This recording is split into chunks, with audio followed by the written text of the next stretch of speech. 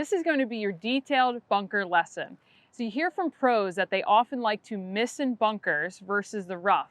The bunker is your opportunity to actually spin the golf ball and control it, as opposed to the rough where you really have to use height and landing angle to control a golf ball. Picture where you need to get in your follow through. PGA Tour golf, LPGA Tour golf, this is what they look like in the bunker. So first let's talk about kind of your standard operating procedure, standard bunker shot, flat lie, not a complicated lip in front of us. So your greenside bunker shot is a shot where we need to hit sand first, and then the golf ball is propelled by that sand, as opposed to fairway bunker where we try to hit the ball first.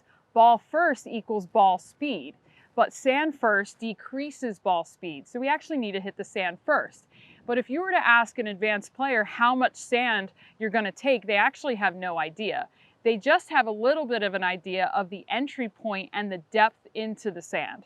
So first of all, if we know that we need to hit sand first, here's our setup and procedure.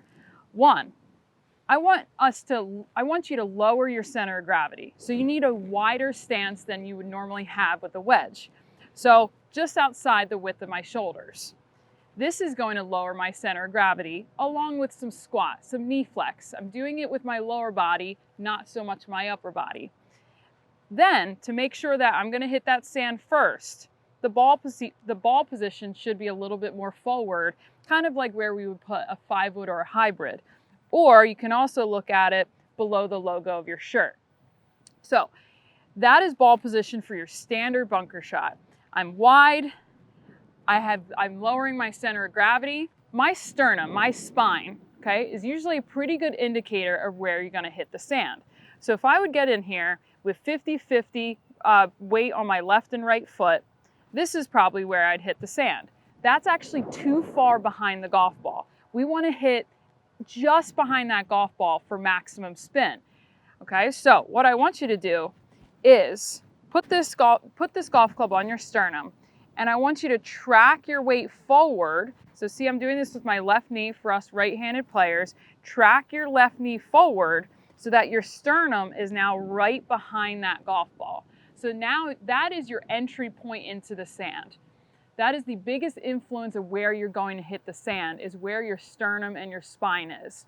So this is the standard setup as far as our legs, ball position, and our upper body. I have probably 70% of my weight on my front foot right now, okay?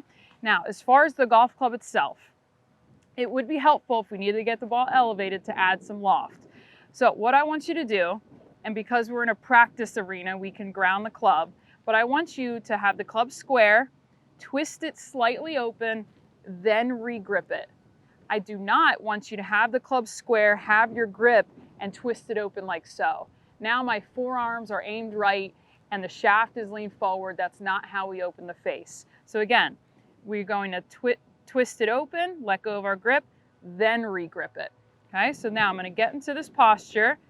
My face is going to be just a little bit open. And now, conveniently, because I drew that line in the sand, the shaft is also going to match that alignment. That shaft is going to match that line on the sand. We don't want a ton of shaft lean in the bunker.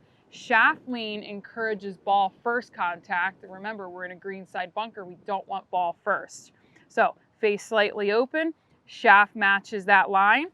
It also points to the middle of my body. I've shifted my body weight forward. So when you watch PGA Tour golf, LPGA Tour golf, this is what they look like in the bunker, okay? From here, let's talk a little bit about motion now. It's a strong, powerful swing, so we need a full golf swing.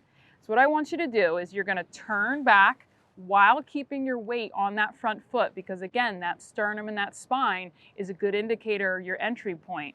So you're gonna have a nice full turn, and this is when you're gonna create that letter L, or you're gonna give us some wrist hinge.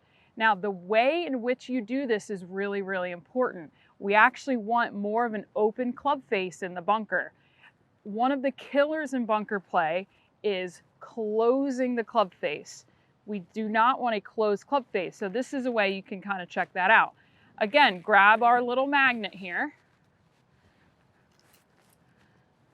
You can use one of these loft line magnets. You can tape a T onto your golf club, but I want you to make sure that when you make your backswing, that is actually looking at your face. The club face is looking at your own face. That is now open and ready to deliver loft to your shot.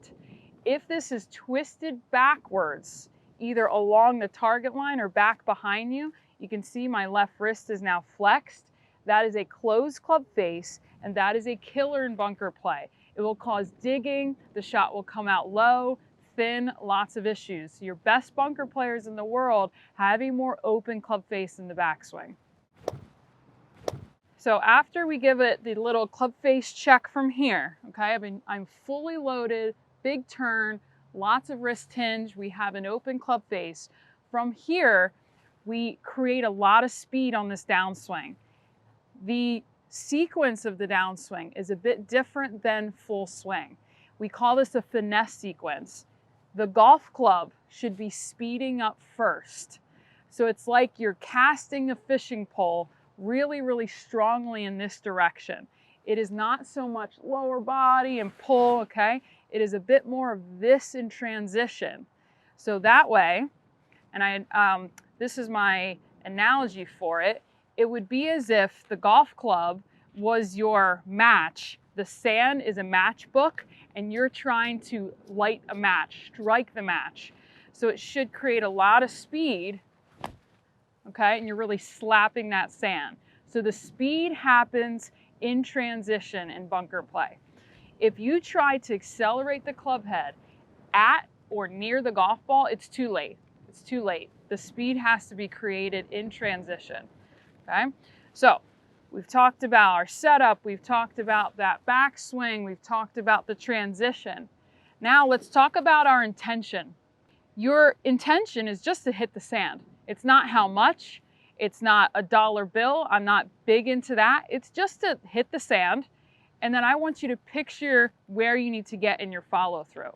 So we have our backswing, we've hit the sand, and then the golf ball's propelled out. You're going to picture your follow through here. You have to figure out what kind of release do you want that matches your shot. If you need the golf ball to trundle and go a little lower and farther, your release is going to be a little bit more towards the target with that club. If you need a really high shot, one that's you're short-sided, you have to just hit it right over that rough, you're going to rehinge this club quickly. Feel like you can even put that shaft right in your left pocket here. And that left wrist is nice and cupped. That's your super duper high shot. This release is more of your standard, get the ball to roll out a little bit. It's a little bit of a farther shot. Okay, so that intention is huge. What kind of shot do I want to hit? Do I need to hit it high? Do I need to hit it a little lower? Do I need to hit it with some spin? Do I need to hit it with some trundle and roll out? Once we've addressed our intention of the shot, I want you to get into that practice bunker, and I want you to draw a box in the sand, like so. And I want you to actually look at the strike mark here. So kind of aim for the middle of the box, take a practice swing, and just analyze where you're striking the sand. So one of the biggest killers I see with bunker play is that intention is to lift the ball out of the sand so you tilt your spine backwards, causing your entry into the sand to be too far behind that golf ball. So again, kind of going back into this box, if I'm thinking to myself, ooh, that lip is really high in front of me, I need to hit this really high, but I tilt my spine backwards, now my strike point is well beyond that box. And that causes chunks and thins. The thin is when it skips off the sand and the leading edge of the club hits the equator of the golf ball. So if you need to hit it high, do the same exact setup procedure, open that face a little bit more, drop the handle a little bit more. Let me get that loft line magnet a little bit. So instead of tilting back to add loft, here's what we need to do to hit that golf ball even higher. You're going to spin that face open even more. See how that yellow line is now aimed a little right. we add more loft and get it to line up by actually dropping this handle. So now you can just aim straight towards the target. You're adding a ton of loft. Same setup procedure where we're on this front foot for some angle of attack and to make sure our entry into the sand is pretty good. And then we're going to make sure that you're still forward. You're going to get this short arc release with our left wrist nice and cupped.